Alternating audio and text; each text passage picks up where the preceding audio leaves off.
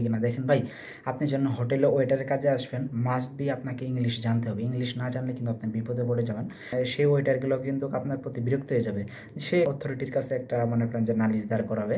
সেক্ষেত্রে 5 জনকে রিলিজ দিয়ে যেগুলা কাজ আমার একটা ভিডিওতে এক ভাই কমেন্ট করেছে যে সাইপ্রাসের রেস্টুরেন্টে ওয়েটারের কাজে গেলে আপনার ইংলিশ না পারলে রিলিজ পেপার দেবে কিনা।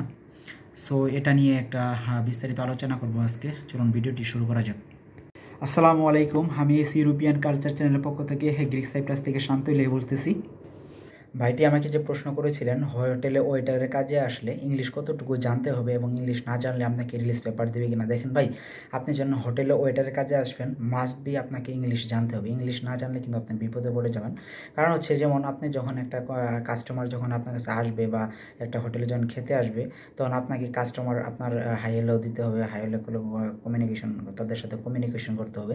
সেক্ষেত্রে আপনি যদি তাদের কথা না বোঝেন সেক্ষেত্রে একটা সমস্যা পড়ে যাবেন। একটা কাস্টমার যদি আপনার কাছে কোনো কিছু চায় সেক্ষেত্রে আপনি যদি সেটা না দিতে পারেন বা সেটার পরিবর্তে আপনি তাদের কথা না বুঝে যদি আপনি তাকে অন্য কিছু দেন তাহলে সেই কাস্টমার কিন্তু আপনার প্রতি বিরক্ত হয়ে যাবে।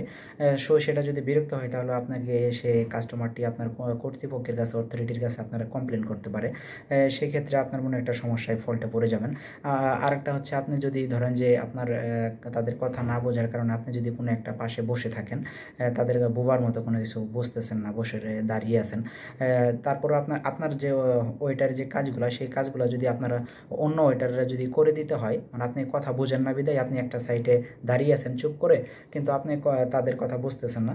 সো আপনার কাজগুলো যখন অন্য ওয়েটাররা করে দিবে তখন কিন্তু তারা সেই ওয়েটারগুলো কিন্তু আপনার প্রতি বিরক্ত হয়ে যাবে। সে কাজ পারে না, ইংলিশ পারে না, সে কিসের জন্য আসছে, বা তারাও কিন্তু একটা বিরক্ত বোধ হবে। তারাও কিন্তু আপনার অথরিটির কাছে একটা মনে করেন যে নালিশ দাঁড় করাবে, স্যার মানে বিভিন্ন ধরনের কমপ্লেন করবে আপনার নামে। সো এটা একটা দিক গেল। ইংলিশ না জানলে কিন্তু আপনি নিজে বিপদে পড়েন। কারণ আপনার হচ্ছে মনে করেন যে ভালো মন্দ আপনার যে একটা মানে ভাষা প্রকাশ করতে হবে, আপনার ভালো লাগতেছে খারাপ লাগতেছে এগুলো কিন্তু আপনি ইংলিশ আর কোনো কিছু বলতে পারবেন না। সো আপনি ইংলিশ জেনে আসাটাই বেটার। সো রিলিজের ব্যাপারে কথা বলা যাক। রিলিজ তাদের কোম্পানি কখন দেবে রিলিজ? যখন কোনো কাজ পারতেছেন না, আপনি কোনো কাজে পারদর্শী না, আপনি এখন ইংলিশ জানেন না বা আপনি কোনো কমিউনিকেশন করতে কোনো কিছুই পারেন না, ঠিক আছে? সেক্ষেত্রে মনে করেন যে আপনারা মনে করেন যে রিলিজ দেওয়ার সম্ভাবনা থাকে।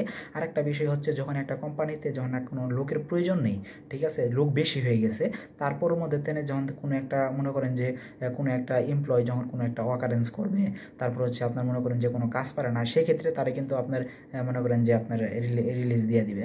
কারণ হচ্ছে সে কিছু পারে না বা কমিউনিকেশন পারে না, কোনো কাজ পারে না, তার মধ্যে আবার মনে করেন যে কোম্পানিতে কোনো মনে করেন যে লোক বেশি হয়ে গেছে, এক্ষেত্রে আপনার রিলিজ দিতে পারে। সাইপ্রাসের যে কোম্পানিগুলো আছে এই প্রত্যেকটা কোম্পানির কিন্তু আপনার মনে করেন যে এমপ্লয় লিস্ট কিন্তু একটা গভর্নমেন্ট সরকারের কাছে আছে, এই সরকারের কাছে।